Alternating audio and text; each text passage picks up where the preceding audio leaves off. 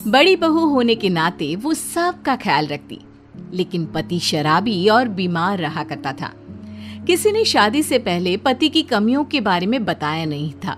ऐसे में भाभी, अब तुम कर भी क्या सकती हो, लोग तो बातें बनाएंगे ही। अब तुम एक के लिए दूसरे की जिंदगी थोड़ी ना खराब होने दे सकती हो।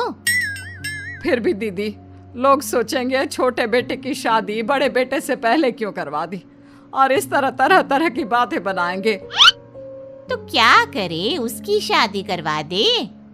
दीदी शादी तो करवा देंगे, लेकिन कोई लड़की इससे शादी करने को तैयार भी तो हो। तुम इसकी चिंता छोड़ दो। क्या तुम इसकी शादी करवाना चाहती हो तो मैं लड़की ढूंढना शुरू करूं?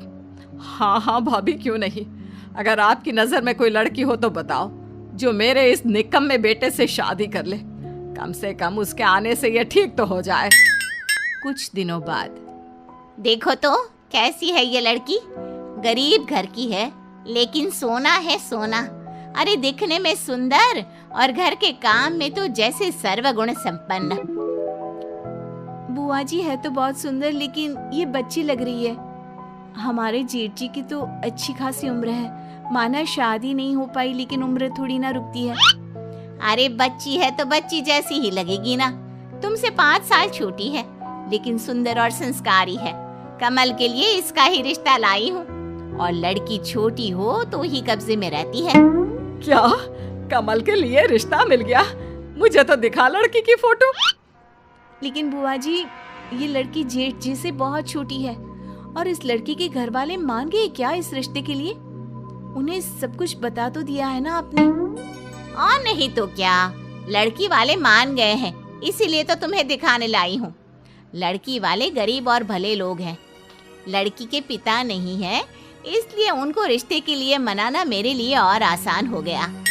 अच्छा, लेकिन लड़की और कमल के बीच उम्र का कुछ ज्यादा फर्क नहीं लगेगा? अरे तो क्या हुआ, इतना तो चलता है। और सबसे बड़ी बात, लड़की वाले मान गए हैं। बेचारे गरीब है ना, इसलिए इतना अच्छा रिश्ता अपने हाथ से जाने थोड़ी ना देंगे। तो मैं रिश्ता पक्का समझू ना? हाँ हाँ, क्यों नहीं। हमें तो बस उसका घर बसा दिखना चाहिए, बाकी उससे वैसे भी मतलब नहीं है हमें। ऐसे ही कुछ दिनों बाद जेठ जी की शादी हो जाती है, लेकिन शादी के कुछ ही दिनों बाद जेठ की मौत हो जाती है। बहुत बुरा हुआ उसके साथ। अभी अभी तो उसकी शादी हुई थी, और शादी के कुछ दिनों बाद ही मौत। भगवान ऐसा दिन किसी माँ को ना दिखाए। लड़की के पैर सही नहीं थे। बुआ जी, ये सब कहना बंद कीजिए। आप देख नहीं रहे माँ जी की हालत, और उनकी बीवी को तो देखिए। अभी तो घर आई थी और पति नहीं रहा, ऊपर से आप। लगता है वो लड़की ही खराब थी इनके कमल के लिए, तभी तो शादी होने के बाद ही पति की मौत हो गई। भगा दो अभी से यहाँ से। हाँ, मुझे भी यही लगता है, क्योंकि मैंने भी यही सुना था कि इसके पैदा होते ही इसके पापा की मौत हो गई थी। लगता है इसके पैर खराब है। जिस घर में भी जाएगी अपने साथ अपनी ये मनहूसियत लेकर जाएगी। ये तो बहुत बुरा हुआ इनके बेटे के साथ। नई बहू घर आते ही बेटा घर छोड़कर चला गया। इस तरह आस पड़ोस की औरतें मिलकर कुछ दिनों तक नई बहू पर इल्जाम लगाती रहती है, उसके बारे में गलत गलत अफवाह उड़ाते रहते हैं, और ये बात सोनम देख नहीं पाती। फिर एक दिन, मेरे कारण पहले पापा नहीं रहे, फिर ये मैं ही मनहूस हूँ। आप लोग मुझे घर से निकाल दीजिए। नहीं नहीं भाभी, कैसी बात कर रही हैं? इन लोगों को तो जवाब मैं देती हूँ। फिर बहू पड़ोसियों को कहती है, आप सबको क्या लगता है जेठ जी के गुजर जाने का गम केवल मम्मी जी को है और जेठानी जी को नहीं? वो उनके भी पति थे, जिसके साथ कुछ समय पहले ही इनकी शादी हुई थी, और शादी के कुछ समय बाद ये सब हो गया।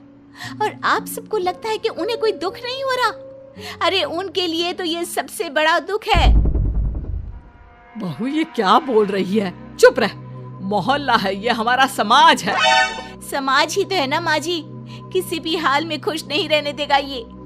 मम्मी जी, आप इन लोगों को चुप रहने के लिए क्यों नहीं बोल रही? आप देख नहीं रही ये जेठानी जी के बारे में क्या क्या बोल रहे हैं? इनको लगता है कि जेठ जी की मौत जेठानी जी की वजह से हुई है। ऐसा तो नहीं है माँ जी।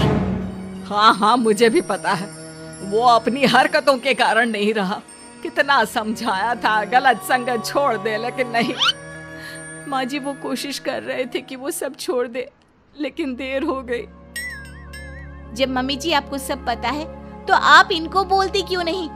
सच में तो ये सब भी जानती हैं, लेकिन इन लोगों को बस बातें बनाने के लिए चाहिए जिसे ये कोस सके। सही कह रही हूँ ना? आप सभी जानते हो जेठ जी की मौत उनके खुद की वजह से हुई है, उनके शराब पीने की वजह से। और जिस बुरे हालातों में हमें उस बेचारी औरत का साथ देना चाहिए, आप सब लोग मिलकर उसे कोस रहे हो। अरे बहू तू गलत समझ रही है, उनके कहने का ये मतलब नहीं था। और बुआ जी आप ही तो ये रिश्ता लेकर आई थी ना, आपने भी कुछ नहीं बोला। वो बेचारी लड़की जिसके पति की मौत अभी अभी हुई है, आप सभी लोग उसे हिम्मत देने के बजाय उसे कोस रहे हैं। अरे उस लड़की की तो पूरी जिंदगी बर्बाद हो गई है, उसे अपनी पूरी जिंदगी एक शराबी की विधवा बनकर गुजारनी पड़ेगी। सोचिए इस वक्त उस पर क्या गुजर रही होगी। जिस उम्र में उसे घूमना फिरना चाहिए, अपने जिंदगी को खोलकर जीना चाहिए, उस उम्र में वो एक विधवा बनकर काटेगी। और ऊपर से उसे ये भी सुनना पड़ेगा कि वो विधवा खुद की वजह से हुई है। ये सब है आप लोगों की सोच। शर्म आती है मुझे आप सब पर। तभी एक पड़ोसन बोल पड़ती है, तू तो बड़ी वकील बन रही है ना, तो करवा दे जेठानी की शादी। अरे कैसी बात कर रही हो, दूसरी शादी, वो भी बहू की? अरे हम ना करा पाएंगे, रहे इसी घर में, बनाए भी खिलाए भी। नहीं नहीं भाभी, अब ये पाप हम नहीं करेंगे। अरे ठीक ही तो बोल रही है छोटी बहू, हमने शादी कराई थी वो भी सब जानने समझने के बाद। हम अब बड़ी के लिए रिश्ता लेकर आएंगे। आखिर उसकी माँ ने मुझ पर भरोसा किया था, मैं अपना फर्ज निभाऊंगी। ये हुई ना बात। और अब हम करेंगे सारा खर्चा जेठानी जी की शादी का। हाँ सही बात है बहू, हमने इसके साथ धोखा किया। जिस बेटे को हम नहीं संभाल पा रहे थे, उसे इस बच्ची के हवाले कर दिया। बहू की ये बात सुनकर सभी बड़ी बहू से माफी मांगते हैं और सास और देवरानी मिलकर अपनी जेठानी की दूसरी शादी करवाते हैं।